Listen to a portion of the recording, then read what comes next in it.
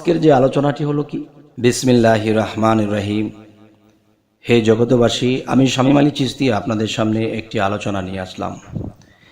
এই আলোচনাটি অবশ্যই যারা দেহতত্ত্ব, আত্মতত্ত্ব, সৃষ্টিতত্ত্ব এবং বিভিন্ন বিষয়ে যারা জানতে চান এবং যারা আল্লাহর পথে অগ্রসর হতে চান, অবশ্যই এই আলোচনাগুলো শুনবেন। সেই আলোচনাগুলো হলো, দেখুন কি বিষয়, যে মানব দেহের ভিতরে আমরা সকলেই জানি যে 9টি দরজা আছে। এখন এই 9টি দরজা খোলা আছে, আমরা চলতে ফিরতে পাচ্ছি, কাজ করতে পাচ্ছি, আল্লাহর ইবাদত করতে পাচ্ছি, আল্লাহকে ডাকতে পাচ্ছি। কিন্তু 9টি দরজার বাহিরে আরও একটি দরজা আছে, সেই দরজাটি আমাদের খুলতে হবে। তো দেহের মধ্যে দেখা গেছে, শরীয়তের মতে যদি যাই, দেহের মধ্যে শিক্ষা নেই। যেমন একটি কথা বলে থাকে শরীয়তের লোকেরা, কালেমা, হজ, জাকাত, নামাজ, রোজা এইগুলো করলেই হবে, আর কিছু লাগবে না। এই পর্যন্তই সীমাবদ্ধ শরীয়তের লোকেরা। তবে শরীয়তের কথা আল্লাহ বলেছে, শরীয়ত আল্লাহর আইন, আইন মেনে চলতে হবে। আইন মেনে না চললে বিশৃঙ্খলা হবে। তো এখন দেখা গেছে যে আমাদের দেহের মধ্যে শ্রেষ্ঠ জায়গা 4টি: নাক, মুখ, চোখ, কান। এই জায়গাগুলো আমাদের শ্রেষ্ঠ। তবে এই শ্রেষ্ঠর মধ্যে দেখা গেছে শরীয়তের মধ্যে পড়ে গেছে মুখমণ্ডল। মুখে কিন্তু চোখে দেখে না, সে কইতে জানে এবং কান দিয়া শুনতে জানে। শোনা এবং বলা এর মধ্যেই মানুষ আছে, কিন্তু দেখা দেখির মধ্যে কেউ নেই। তবে আমি বলবো, কোরআন 3টি ভাগে, যেমন পাতার কোরআন, দেহ কোরআন এবং রুহে ইনসানিয়াতের কোরআন। এই 3টি কোরআনের মধ্যে যারা শিক্ষা নেবে, তারা কি করবে, যে নিজের মধ্যে যে 9টি দরজা, এর মধ্যে আরও একটি দরজা আল্লাহ ঢাকনা দিয়ে রেখেছে, যেই দরজা না খোলা পর্যন্ত আল্লাহর নূরে তাজাল্লির কখনো দর্শন লাভ করতে পারবো না। এবং সেই নূরে তাজাল্লি যে দর্শন লাভ না করতে পারবে, সে কখনো আল্লাহকে দেখতে পারবে না। তো এই জন্য আমি বলি যে আজকের আলোচনাটি একটু মনোযোগ দিয়ে শুনবেন, ইনশাল্লাহ লাভ ছাড়া কখনোই লস হবে না। তবে হে জগতবাসী, আমরা যেভাবে আছি, যেভাবে চলছি, যেভাবে খাচ্ছি, এটাই কিন্তু জীবন না। পৃথিবীতে আমরা এসেছি যে আমরা একটা জিনিস ভাবি যে হক হালাল রোজগার করব, হক হালাল চলবো, হক হালাল খাবো। এটা কিন্তু শরীয়তের শিক্ষা।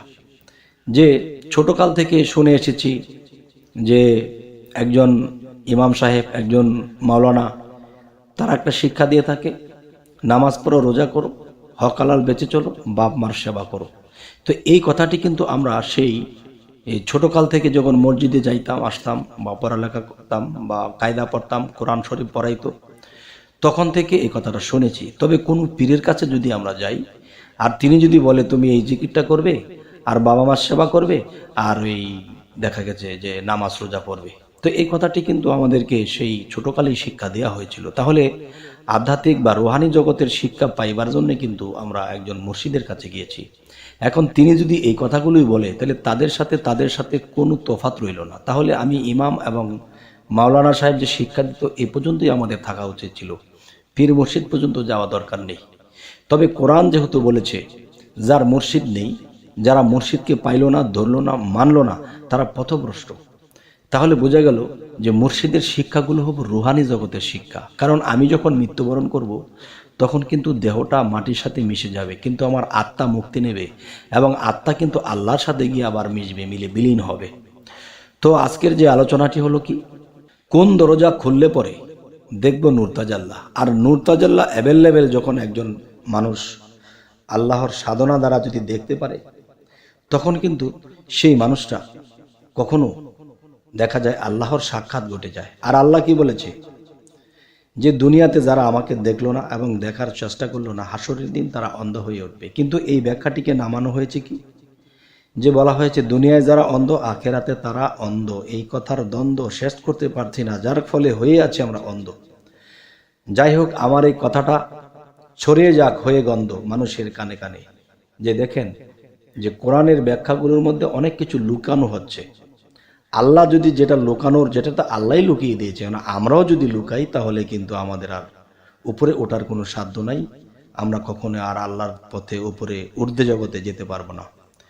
তবে আজকের এই আলোচনা অবশ্যই মনোযোগ দিয়ে শুনবেন। সেই কথাটি হলো যে এই 9টা দরজা, যেমন নাক, মুখ, চোখ, কান, পায়খানা রাস্তা, প্রস্রাবের রাস্তা, কান, তো সবকিছু মিলিয়ে 9টা দরজা আল্লাহ খুলে দিয়েছে।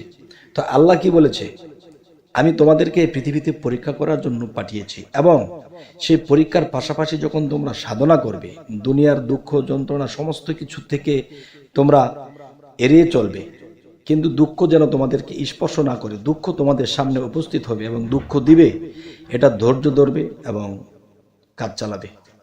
এর পাশাপাশি যখন সাধনা করা হবে, তো মানব দেহের মধ্যে যেই 9টি দরজা খোলা, আরও একটি দরজা আল্লাহ ঢাকনা দিয়ে রেখেছে, আর সেই ঢাকনাটা আমাদের সাধনের দ্বারা খুলতে হবে। এবং সেই দরজা যখন আমরা খুলতে পারবো, তখন আমরা নূরের তাজাল্লি দেখতে পারবো। সুবহানাল্লাহ। আর সেই নূরের তাজাল্লি দেখতে দেখতে দেখতে দেখতে আমার আত্মা এবং আমার দেহ, এটা কি হবে, এটা দেখা গেছে আমার সয়ে যাবে। তখন আল্লাহ তো নূরের চেয়েও আরও জ্যোতিষ্ময়। তাহলে এই নূর দর্শন যদি আমার না হয়, তাহলে কিন্তু আল্লাহর যে তাজাল্লি, সেটা কিন্তু সইতে পারবো না। যেমন একটি শরীয়তের ভাষায় একটি কথা বলা হয় যে তুর পাহাড়ের মধ্যে মুসা আলাইহিস সালাম আল্লাহকে দেখতে চেয়ে, আর মুসা আলাইহিস সালাম দেখতে পারে নাই, এবং বলে কি যে তুর পাহাড় জ্বললে একেবারে সুরমা হয়ে গেছে। তো এখন আমার কথা হলো যে মুসা একজন নবী, আবার হযরত মুহাম্মদ সাল্লাল্লাহু আলাইহি সাল্লাম তিনিও এক নবী। তাহলে হযরত মুহাম্মদ সাল্লাল্লাহু আলাইহি সাল্লাম আল্লাহর হাতে হাত দিয়ে বায়াত গ্রহণ করেছেন, এবং দেখা গেছে যে আল্লাহর সাথে কথা হয়েছে, ফেস টু ফেস সাক্ষাৎ হয়েছে। তাহলে হযরত মুহাম্মদ সাল্লাল্লাহু আলাইহি সাল্লাম তো জ্বলল না। তাহলে আবার এদিক দিয়ে বলতেছে মুসা দেখতে চেয়েছিল আল্লাহকে, তোর পাহাড় হয়ে গেছে, তোর পাহাড় জ্বলে গেছে, কিন্তু মুসা আলাইহিস সালাম তো আর জ্বলে নাই। আচ্ছা, কিন্তু মুসা কি দেখেছিল, এটা কিন্তু গোপনভাবেই রয়ে গেছে, কিন্তু মুসা আলাইহিস সালামও দেখেছে। কিন্তু তাদের স্মৃতি ভ্রষ্ট করে দেওয়া হয়েছিল। যারা দেখতে চেয়েছিল, হে মুসা, তুমি যদি আল্লাহর নবী হয়ে থাকো তাহলে আল্লাহকে দেখাও। তখন কিন্তু সেখানে যারা যোগ্যতা নেই আল্লাহকে দেখার, যাদের যোগ্যতা ছিল না, তারাও দেখতে চেয়েছে। তখনই তারা অন্ধ, বোবা, বধির হয়ে গেছে, কেউ মারা গেছে। এরপরে তারা আবার জীবিত হয়েছে। হলে কি হবে, তারা কিন্তু জীবিত হওয়ার পরে কিন্তু তার কি হয়েছে, তাদের যে স্মৃতিশক্তি ভ্রষ্ট হয়ে গেছে, যে কি দেখেছিল, কি হয়েছিল তারা বলতেই পারবে না। এই জন্যই বলতে পারবে না। আজকের আলোচনাটি এজন্যই বলা হচ্ছে যে আল্লাহর দর্শন লাভ করব, পরে আগে নূর দর্শন করতে হবে, আল্লাহর নূরের তাজাল্লিকে দর্শন করতে হবে। ওটা বেশি বেশি দেখতে দেখতে, ওই নূরের তাজাল্লি পাইতে পাইতে আমার দেহ এবং আত্মা সেই নূরের তাজাল্লি দেখতে দেখতে আমার দেহটা এবং আত্মাটা সয়ে যাবে। আর যখন সয়ে যাবে, তখন মহান আল্লাহ তাআলা কোনোদিন যদি ইচ্ছে করেন যে আমি এই বান্দার বা এই বন্ধুর সাথে আমি সাক্ষাৎ ঘটাবো, তখন আল্লাহর ইশারায়, আল্লাহর ইচ্ছায় যখন হবে, তখন সেই মানুষটির কিছু হবে না। তাই আমি বলবো যে লা মোকামেল খুললে তালা, দেখবে তুমি নূর তাজাল্লা। সেই লা মোকামটি যদি খোলা হয়, তখন একটা মানুষের 9টা দরজা খুলে দিয়েছে আল্লাহ। আরেকটি লা মোকাম আছে আপনার মাঝে, সেই লা মোকামটি যদি খোলা হয়, তখন কি হবে, তখন আপনার মধ্যে সেই নূরে তাজাল্লা আসবে, দেখতেও পাবেন, কিন্তু কাউকে বলা যাবে না। নূরে তাজাল্লা দেখতে দেখতে দেখতে আপনার ভিতরে একটা আল্লাহর পাগল ফানাফিল্লার ভাব চলে আসবে। আপনি যখন ফানাফিল্লা হয়ে যাবেন, তখন সামনে দেখবেন কেউ এসেছে নূরে নূরান্বিত হয়ে। সুবহানাল্লাহ। আচ্ছা, যাই হোক, তো এই লামোকামের যে বিষয়টা, এই লামোকামের তালা যখন খুলবো, তখন লামোকামের কপাটটা খুলে যাবে। তাহলে এই জগতে আমি দেখেছি যে যারা সাধনা করে তরিকত নিয়েছে, তারা কেউ ভুল ব্যাখ্যা করছে, আবার কেউ দেখা গেছে সঠিক মতো আছে। কেউ বলতেছে যে লামোকামটা হলো নাবিকুণ্ডে। নাউজুবিল্লাহ, লামোকাম নাবিকুণ্ডে নয়। লামোকামের খুললে তালা দেখব আমরা নূর তাজাল্লা, এবং গোপনে শুনতে পাবো সেই মাওলাজির শান। তখন হবে একজন সাধকের প্রাণ ঠান্ডা হয়ে যাবে। তো আজকের যে আলোচনাটি বোঝাচ্ছি যে মূলত লা মোকামটি কোথায়। লা মোকামটি হলো যে 14 তলা একটা মানুষ, 14 তলা এই মহাবিশ্ব ব্রহ্মাণ্ড, যে একটা কথা বলা হয় যে এই 14 ভুবনের মাঝে আমার মুর্শিদ মাওলানা। তো এই 14 ভুবনের মাঝে আমার মুর্শিদ মাওলানা, সে আকাশ পাতাল জমিন সমস্ত কিছু জায়গাতেই মুর্শিদ মাওলানা আছে। আর যিনি মুর্শিদ মাওলানা তিনি কে? তিনি মোহাম্মদ রাসূল। তাওহীদেরই মুর্শিদ আমার মোহাম্মদ রাসূল। এই কথাটি নাই কোনো ভুল। যদি কেউ জ্ঞানটাকে সঠিকভাবে বুঝতে পারে, কর্ম করতে পারে, তাহলে সে পেয়ে যাবে একদিন কুল এবং ভেঙে যাবে ভিতরের যা আছে ভুল। তাই আমি বলতে চাইব, হে জগতবাসী, সে লামোকামটি হলো, দেখা গেছে আপনার নাভিকুণ্ডের উপর থেকে একটা করে স্তর উঠতে উঠতে দেখা গেছে কণ্ঠশিরের মধ্যে আমাদের এখানে আছে হলো শির। শিরের উপরে আমাদেরকে যেতে হবে নাসুত মোকামে। এই নাসুত মোকাম থেকে যখন আমরা কর্মে আরও একটু ঊর্ধ্বে যাব, তখন আমরা খফিতে চলে যাব। খফিতে যখন চলে যাব, যাকে আজ্ঞাচক্র বলা হয়, এই খফিতে যখন চলে যাব, তখন এর ঊর্ধ্বে, খফির ঊর্ধ্বেই হলো কি লামোকাম। আর সেই লামোকামটা কি? মাথার একেবারে শেষ সীমান্তে। আচ্ছা, সেখানে আমাদের লামোকাম। আর সেই লামোকামের তালা খুলতে হলে যাইতে হবে কোথায়? একজন কামেল মুর্শিদের কাছে। আর লামোকামের একটা কথা আছে যে ঘরেরই চাবি পরেরই হাতে। আমার লামোকামের যে তালা খুলবো, এই তালার চাবি কিন্তু মুর্শিদের কাছে। সারা জীবন যদি আমরা শরীয়তের ইবাদত করি আর আমরা সেই লামোকামের তালার চাবি কখনোই পাবো না। তাই আল্লাহ বলেছে কোরআনে, যে সূরা কাহাফের 17 নম্বর আয়াতে, যারা আমার মুর্শিদকে ধরল না, পাইল না, মানল না, তারা পথভ্রষ্ট। এই কথাটি আল্লাহ কোরআনে বলেছে।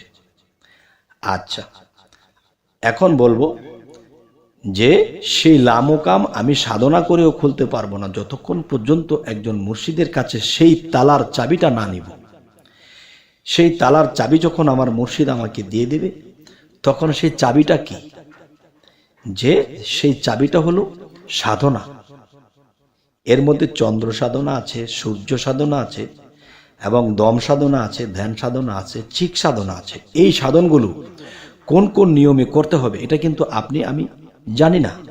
এটা জানার জন্যই একজন মুর্শিদের কাছে যেতে হবে। কেননা যে নিজে সাধনা করে এবং যে নিজে সাধনার মাধ্যমে সেই তালার চাবি খুলেছে, এবং আরেকটি কথা হলো কি, যে তালার চাবি যে খুলেছে সেও কিন্তু এই চাবিটা তার মুর্শিদের কাছ থেকে নিতে হয়েছে। আমরা যদি ইচ্ছে করি নিজে নিজে, তাহলে কিন্তু হবে না, সারাটা জীবন বিফল হয়ে যাবে। তবে হে জগতবাসী, আজকের এই আলোচনাটি কেন করলাম? যে এই পৃথিবীতে লামোকামের তালা খুলতে পারবে না, সে কখনোই আল্লাহর সাক্ষাৎ লাভ করতে পারবে না। আর আল্লাহ কোরআনে আরো একটি জায়গায় বলেছে, যারা দুনিয়াতে আমি আল্লাহকে দেখলো না, দেখার চেষ্টা করলো না, হাসরের দিন তারা অন্ধ হয়ে উঠবে। যদি আল্লাহ আমাদেরকে অন্ধ বানিয়ে ওঠায়, তাহলে কিন্তু আমাদের আর কুল কিনার থাকবে না। তবে হে জগতবাসী, আজকের এই আলোচনাটা কতটুকু ভাঙার চেষ্টা করলাম, তবে আপনারা অবশ্যই জানাবেন যে এতটুকু ভাঙা কথা কি আপনাদের চলবে, নাকি আরও ভাঙতে হবে, নাকি আরও কি ধরনের আলোচনা আপনাদের পছন্দ, সেগুলো জানিয়ে আমাদেরকে কমেন্ট করুন। অবশ্যই আমরা সেরকম ভিডিও দেওয়ার চেষ্টা করব। এবং আমাদের চ্যানেলটি যারা নতুন দেখছেন অবশ্যই সাবস্ক্রাইব করে রাখুন, পরবর্তী আলোচনা আপনাদের কাছে পৌঁছে যাবে। তবে হে জগতবাসী, সকলেই ভালো থাকবেন। আজকে এ বলে রাখছি, আল্লাহ হাফিজ।